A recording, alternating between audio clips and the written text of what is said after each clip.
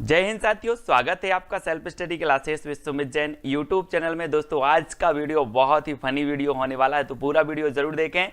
और जिसकी आपको दोस्तों जरूरत थी वो वीडियो आज आ गया है। दोस्तों अब हम पंक्तियां पढ़ने वाले हैं। सबसे पहले हम आदिकाल, भक्तिकाल, रीतिकाल और क्रम से पूरी नई कविता तक की पंक्तियां पढ़ेंगे, ठीक है। और वो पंक्तियां हम ट्रिक से पढ़ेंगे दोस्तों, ठीक है। जो भी जहां ट्रिक निकलेगी मैं बताने का प्रयास करूंगा। आप पंक्तियों का अर्थ विशेष ना लेकर आप सिर्फ याद करने का एक मन बना लें कि सिर्फ याद करना है, ठीक है। अर्थ का अनर्थ नहीं लेना है, ठीक है। तो दोस्तों आप सब्सक्राइब कर लें और वीडियो को लाइक और शेयर अवश्य करना है, ठीक है। और जिन भी साथियों ने अभी तक व्हाट्सएप ग्रुप ज्वाइन नहीं किया है वो 9098609291 इस नंबर से दोस्तों आप व्हाट्सएप ग्रुप ज्वाइन कर सकते हो। और दोस्तों आपको चैनल के ज्वाइन मेंबर बनना है तो ज्वाइन बटन पर क्लिक करें। वहां पर आपको 3 प्लान है, 3 में से एक प्लान कोई भी खरीदना होगा और आप चैनल को ज्वाइन मेंबर बन सकते हैं और चैनल को सपोर्ट कर सकते हैं, ठीक है। तो स्टार्ट करते हैं दोस्तों आज का ये वीडियो। आज की जो आपकी पहली पंक्ति जो आपको बतानी है 2 सेकंड में आप चयन करेंगे। जन्म अवधि हम रूप निहारल, नयन न त्रिपति भेल। ये पंक्ति किसकी है आपसे पूछा जाता है, तो आपको बताना है 4 विकल्प हैं। विद्यापति की, चंद्रबरदाई, तुलसीदास या फिर सरहपा की। तब आपका दोस्तों यहां पर आप एक चीज देखो, हमें क्या देखना है, इसका अर्थ नहीं देखना है, सिर्फ ये चीज देखनी कि इसको याद कैसे जाए, ये पंक्ति किसकी होगी। यहां पर देखो तिरपति, पति आया, पति। तो दोस्तों यहां भी देख लो पति कहां आया, यहां भी ये पति आ गए, विद्यापति। जन्म अवधि हम रूप निहारल, नयन न तिरपति भेल। यानी कि यहां पर पति आया तो उत्तर में भी आपका पति आएगा। तो ये जो पंक्ति होगी वो किसकी हो जाएगी, किसकी हो जाएगी, विद्यापति की, ठीक है। आ नंबर आपका बिल्कुल सही हो जाएगा। अगला देखो दोस्तों, गोरी सेवे सेज पे मुख पर डारे केस। ये पंक्ति कई बार पूछी गई है दोस्तों। अब आपको बताना है कि ये पंक्ति किसकी है। और एक चीज मैं आपको बता दूं कि जो यहां पर आया है एक शब्द सेज, सेज मतलब होता है दोस्तों कोमल बिस्तर, है ना। कोमल बिस्तर, मखमल के गद्दे, वो सेज कहलाता है। और बताना दोस्तों कि ये कोमल गद्दे, मखमल के गद्दों पर अमीर व्यक्ति सोएगा या गरीब व्यक्ति सोएगा। आप बताना, गरीब के पास तो नहीं होंगे मखमल के गद्दे, कोमल गद्दे, किसके पास होंगे, अमीर के पास। तो सेज मतलब होते हैं कोमल गद्दे, मखमल के गद्दे। और इस सेज पर गरीब नहीं सो सकता, अमीर सो सकता है, तो अमीर खुसरो, ठीक है। इस पंक्ति के रचयिता कौन हो जाएंगे, अमीर खुसरो। ऐसे ही पूरी पंक्तियां आपको याद हो जाएंगी दोस्तों। अगला देखो, देसिल बैना सबजन मिठा, देसिल बैना सबजन मिठा। ये पंक्ति किसकी है। और मैंने आपको कई बार बताया है कि मिठा मिठा बोल थारो काय बेगेड़े, काय बेगेड़े थारो काय बेगेड़े। दोस्तों आपको पता है जिस व्यक्ति में विद्या होती है, जिस व्यक्ति में ज्ञान होता है वो मीठा मीठा बोलता है। जिस व्यक्ति में विद्या नहीं होती है वो कर्कश बोलता है, उसकी आवाज खराब लगती है ना। तो आपके अंदर भी विद्या है और आपको कैसा बोलना है, मिठा मिठा बोलना है। तो याद रख लेना, मिठा मिठा वो बोलता है जिसके अंदर विद्या होती है। तो ये देसिल बैना सबजन मिठा, ये किसकी पंक्ति हो जाएगी, किसकी होगी, विद्यापति की, ठीक है। और इनकी रचनाएं कौन सी हैं, पद लता पताका पदावली, कीर्ति लता कीर्ति पताका कीर्ति लता, और कीर्ति पताका अभट्ट भाषा में है, पदावली मैथिली भाषा में है। याद रख लेना है दोस्तों। और देसिल बैना सबजन मिठा यानी कि मिठा मिठा, ये विद्यापति, ठीक है। आ नंबर आपका सही होगा। मैथिल कोकिल भी इन्हें कहा जाता है, कोकिल के जैसा बोलते हैं दोस्तों ये, ठीक है। इस प्रकार से याद रखेंगे। अगला है पुस्तक जल्लड़ हाथ दई, चली गज्जन निरपकाज। तो ये 4 विकल्प हैं, आपको पता है दोस्तों। जल्लड़ था किसके पुत्र का नाम, चंद्रबरदाई के पुत्र का नाम था जल्लड़, है ना। और चंद्रबरदाई ने पृथ्वीराज रासो की क्या की है, रचना की है, पृथ्वीराज रासो की। उसके कुछ अंक छूट गए थे तो अधूरा था, तो उसको जो पूरा किया पृथ्वीराज रासो को जल्लड़ ने किया है ना। तो दोस्तों जल्लड़ को पुस्तक हाथ में देकर वो नृपकाज यानी कि राजा के काज में चले गए थे। तो वो है यहां पर कि पुस्तक जल्लड़ हाथ दे, चली गज्जन नृपकाज। तो कौन चले गए थे, चंद्रबरदाई। और जल्लड़ नाम था चंद्रबरदाई के पुत्र का, इसलिए इस पंक्ति के जो रचयिता होंगे वो कौन होंगे, विकल्प नंबर बी यानी कि चंद्रबरदाई, ठीक है। इसको याद रखेंगे। हिंदी के प्रथम महाकवि कहे जाते हैं चंद्रबरदाई। और दोस्तों अगला है, जह मन पवन न संचरई रवि सशिला है पवंस, तहि बच चित विषाम करू, सरहे कहाय कहाय ओवेश। तो यहां पर देखो दोस्तों, बहुत ही अच्छे से पंक्ति पढ़ना है। और यहां पर आ रहा है सरहे कहाय, मतलब सरहे मतलब सरहपा, है ना। तो सरहे से क्या बनेगा आपका सरहपा। तो देखो सरहपा कौन सा है, डी नंबर, है ना। जह मन पवन न संचरई, रवि सशिला है पवंस, ये यहां पर आ गया आपका सरहे। और सरहे को हमने पकड़ लिया और सरहे से बनेगा सरहपा। तो ये पंक्ति किसकी हो जाएगी, किसकी होगी, सरहपा। सरहपा यानी डी नंबर आपका बिल्कुल सही हो जाएगा। ठीक है, हिंदी के प्रथम कवि माना है राहुल सांकृत्यायन ने सरहपा को, है ना। और इनकी एक बहुत ही प्रसिद्ध रचना है कौन सी, दोहा कोश। इनको याद रखेंगे।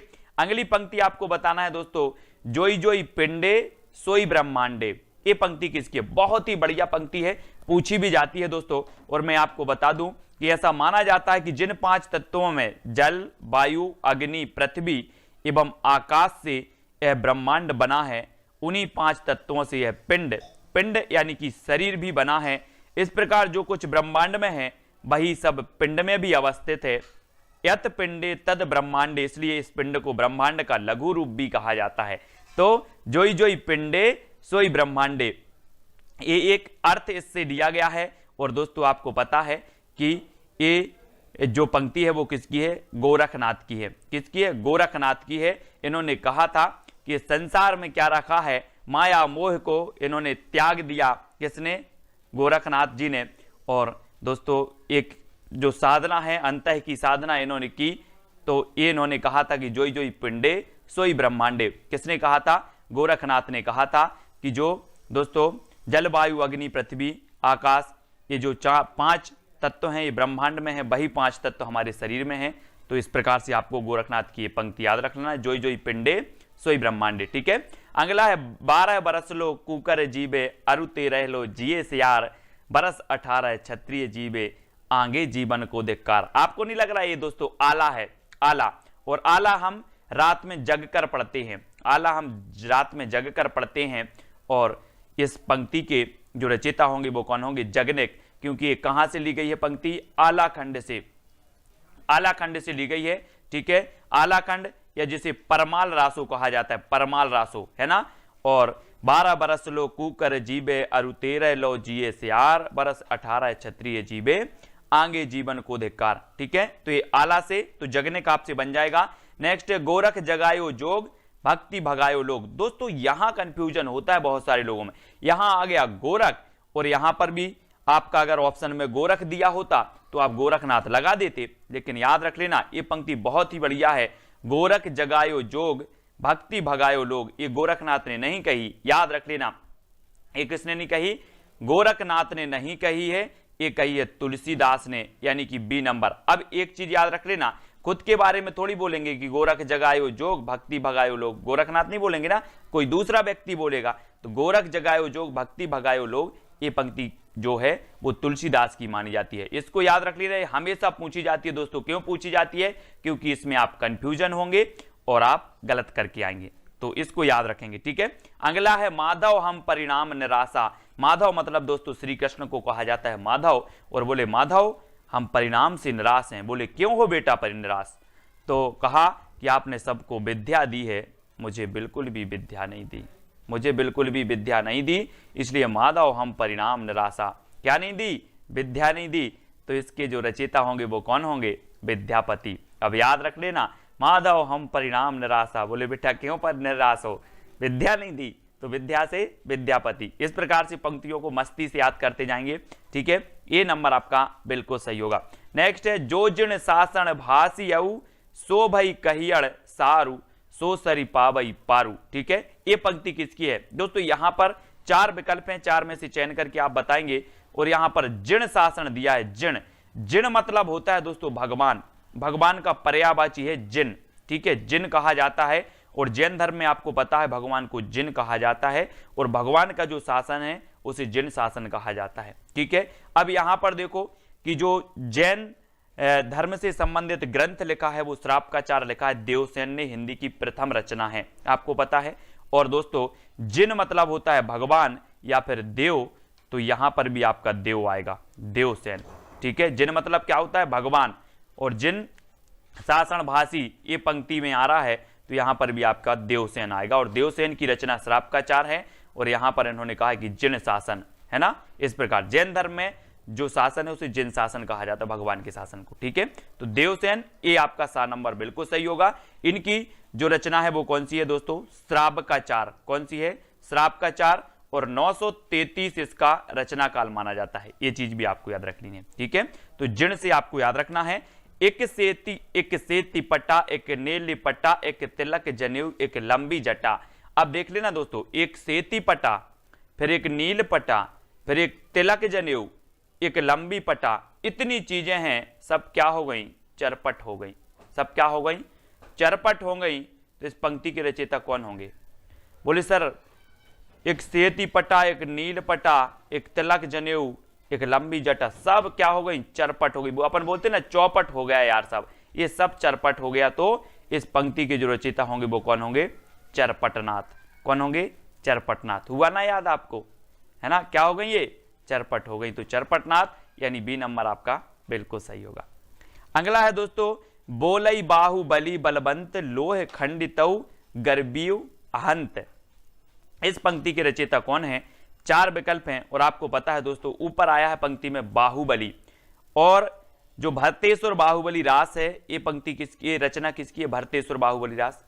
तो आप जल्दी से बताओगे सर ये तो शालिभद्र सूरी की है। गणपति चंद्रगुप्त ने भरतेश्वर बाहुबली रास को हिंदी की प्रथम रचना माना, और शालिभद्र सूरी को प्रथम कवि माना, आपको पता होगा। और यहाँ पर बाहुबली आया, तो बाहुबली से हमने लगाया कि ये भरतेश्वर बाहुबली रचना भी है, और वो रचना किसकी है, शालिभद्र सूरी की है। तो बाहुबली आया, तो ये शालिभद्र सूरी की ही पंक्ति हो जाएगी, यानी 7 नंबर आपका बिल्कुल सही होगा, ठीक है। तो इस प्रकार से अपन को दोस्तों याद करते जाना है। जामत पच्छई संप जई, सामति पहली होई, मुंज भड़ई मृणाल बलई, बेहन न बैठे कोई। इसके बताना बहुत ही बढ़िया पंक्ति है दोस्तों, याद रख लेना है। और ये जो पंक्ति है वो किसकी है, जल्दी से बताना दोस्तों। आपको पता होगा मेरु मतलब होता है क्या, पर्वत। मेरु मतलब क्या होता है, पर्वत। और आपने देखा होगा कि हमारे विभिन्न जो भगवान हुए हैं वो पर्वत पर तपस्या करने गए। अब इसका अर्थ नहीं लेना कि पंक्ति का क्या है, मैं सिर्फ याद करवा रहा हूं, ठीक है। जामति पच्छई संपजई, सामति पहली हुई, ये कहां गए, पर्वत पर तपस्या करने गए दोस्तों भगवान। और इन्होंने कहा कि जो आज मैं तपस्या करने यहां आ गए हूं, ऐसी मति हमारी पहले हो जाती। कौन बोल रहे हैं, मेरु यानी कि पर्वत, है ना। तो इस प्रकार से याद रखेंगे। और ये मेरु तुंग की रचना है ना, ये कई बार पूछी गई, इसको याद रख लेना दोस्तों। जामति पंचई संपजई, सामति पहली होई, मुंज भड़ई मृणाल बलई, बेहन ना बैठे कोई, ठीक है। तो ये 7 नंबर आपका बिल्कुल सही हो जाएगा। अगला है, प्रिय पृथ्वीराज नरेश जोग, बज्जिए केस सुदेश। ये पंक्ति किसकी है दोस्तों। अब देखना यहां पर क्या आया है, 4 विकल्प में से आप चयन करके बताएंगे। और यहां आया है पृथ्वीराज, क्या आया है, पृथ्वीराज। और पृथ्वीराज रासो तो चंद्रबरदाई की रचना है कि नहीं है। तो यहां पर पृथ्वीराज आया है, और पृथ्वीराज से सीधा आप चंद्रबरदाई पर पहुंच जाओ। प्रिय पृथ्वीराज नरेश जोग, बज्जिए केस सुदेश। तो ये पंक्ति किसकी हो जाएगी, चंद्रबरदाई की। कैसे याद किया, बोले हमने पृथ्वीराज को पकड़ा शब्द को, और शब्द को पकड़ा और हमने देखा कि पृथ्वीराज रासो तो चंद्रबरदाई की रचना, ठीक है। इस प्रकार से नेक्स्ट है, बोलई कुयल अंबेयम, कलिलाई काकड़ी चंचरियु रूढ़ रोटई। ये पंक्ति किसकी है दोस्तों। आपको पता है कि यहां पर आया है क्या, कली। और आपको दोस्तों पता होगा कि पुष्प में क्या होती है, पुष्प की कली। आप बोलते ना पुष्प की कली, और आपने कली को पकड़ लिया, कली लाई। और कली किसकी होती है, पुष्प की। तो ये पंक्ति किसकी हो जाएगी, किसकी हो जाएगी, पुष्पदंत की हो जाएगी, ठीक है। पुष्पदंत यानी 7 नंबर आपका बिल्कुल सही होगा। ये अपने आप को क्या बोलते थे, अभिमान मेरु बोलते थे। कौन, अभिमान मेरु बोलते थे, पुष्पदंत। और दोस्तों बोलई कोयल अंबेयम, कलिलाई काकड़ी चंचरियु रूढ़ रोटई, है ना। तो शब्द को थोड़ा सा पकड़ते जाना है। कली, अब आप कभी नहीं बोलोगे, एक कलिलाई आएगा जहां पर आप बोलोगे कली तो किसकी होती है, पुष्प की होती है। तो ये पुष्पदंत, ठीक है। इस प्रकार से अब दोस्तों, मेरा जोबना नबेल रा भयो है गुलाल, पंक्ति किसकी है। अब दोस्तों ऐसे ही आपको पंक्तियां याद करनी है, क्योंकि ये महत्वपूर्ण पंक्तियां हम ले रहे हैं जो एग्जाम में पूछी गई हैं, ठीक है। और मेरा जोबना नबेल रा भयो है गुलाल। अब एक चीज बताना दोस्तों कि अगर किसी अमीर व्यक्ति के पास कोई ललना होता है या किसी बच्चे का जन्म होता है तो अमीर व्यक्ति क्या करता है, गुलाल उड़ाता है, जश्न मनाता है, और किसी गरीब के पास होता है तो पता ही नहीं चलता कि क्या हो गया। ऐसा ही ना। तो मेरा जोबना नवेलरा भयो है, गुलाल उड़ाओ। क्या उड़ाओ? गुलाल। तो यहाँ पर आया है दोस्तों गुलाल, गुलाल उड़ा रहे हैं और ये अमीर लोग उड़ा रहे हैं, तो ये किसकी होगी? अमीर खुसरो। मेरा जोबना नवेलरा भयो है, गुलाल। ठीक है, तो सा नंबर आपका यहाँ अमीर खुसरो बिल्कुल सही हो जाएगा, है ना, सी नंबर। अब दोस्तों ये सिर्फ अपनी याद करने की ट्रिक है, इसके अर्थ पर बिल्कुल नहीं जाना, मैं आपको कई बार बोल चुका हूं। ठीक है, सहजे थर कर बारुणी साध, ये पंक्ति किसकी है दोस्तों? 4 विकल्प हैं और यहां पर आया है आपका बारू, तो उत्तर में भी क्या आ जाएगा दोस्तों? क्या आ जाएगा? बीरू, बीरू या बारू, बीरू, बारू से बीरू, तो बिरूपा, है ना। सहजे थर करी बारुणी साध, ये किसकी है? बीरू या फिर बारू, बिरूपा की है। ठीक है, इस प्रकार से याद रखेंगे, बारू बीरू, है ना। अगला देख लो दोस्तों, हमीर, हमीर कज्ज जज्जल भई फोहा नल एह मई जलऊ, सुलितान शीस करबाल दह तज्ज कलेबर दिए चलियो। ये पंक्ति किसकी है? बहुत ही बढ़िया पंक्ति है दोस्तों, और यहां पर आया है दोस्तों क्या? हमीर। और आपको पता होगा एक रचना है हमीर रासो, हमीर रासो रचना है, और वो रचना किसकी है दोस्तों? सारंगधर की है ना। सारंगधर की, और ऐसा लिखा जाता है सारंगधर, है ना। यहाँ पर फॉन्ट आपको नहीं मिला तो इसलिए सारंगधर, यानी कि डी नंबर आपका सही हो जाएगा, है ना। हमीर आया, शब्द को हमीर पकड़ लिया और बोले सर हमीर रासो तो सारंगधर की रचना है, तो हमीर कज्ज जज्जल भाई फोहा नल अहमत जलियू, ये पंक्ति किसकी हो जाएगी? हो जाएगी दोस्तों आपकी हमीर रासो से सारंगधर। ठीक है, सारंगधर की हो जाएगी, इस प्रकार से याद रखेंगे। ठीक है, अगला दोस्तों देख लेते हैं, चल खुसरो घर आपने रेन भई चहु देश, ये पंक्ति बताना है। और यहां पर तो सीधा सीधा आ गया खुसरो, आ गया खुसरो, तो आप डायरेक्ट लगा दोगे सर कि ये तो किसकी है? अमीर खुसरो की है। चल खुसरो घर आपने रेन भई चहु देश, यानी कि 19 का आपका सा नंबर बिल्कुल सही हो जाएगा। ठीक है, अमीर खुसरो की पंक्ति। अगला है दोस्तों, नौलक पातरी आंगे नाचे पीछे सहज अखाड़ा, ऐसे मन जोगी खेले तब अंतरी बसे भंडारा, ये पंक्ति किसकी है दोस्तों? गोरखनाथ ने कहा कि व्यवहार प्रधान एक शब्दी में गोरखनाथ ने कहा है कि हंसना खेलना और मस्त रहना चाहिए, काम क्रोध का साथ नहीं करना चाहिए, हंसना खेलना और गीत गाना चाहिए। ये किसने कहा है? गोरखनाथ ने कहा है। और ये गोरखनाथ की पंक्ति है, नौलक पातरी आंगे नाचे पीछे सहज अखाड़ा, ऐसे मन जोगी खेले तब अंतरी बसे भंडारा, है ना। तो ये पंक्ति गोरखनाथ की है और ये डी नंबर आपका बिल्कुल सही हो जाएगा, डी नंबर।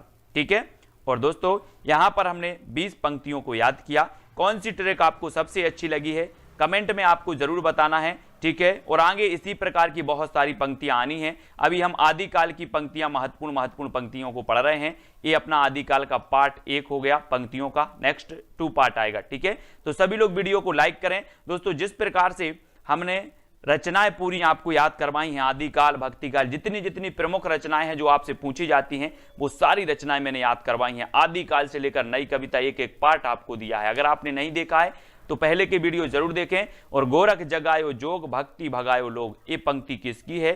आपको ये 4 विकल्प हैं, 4 में से चयन करके आपको बताना है।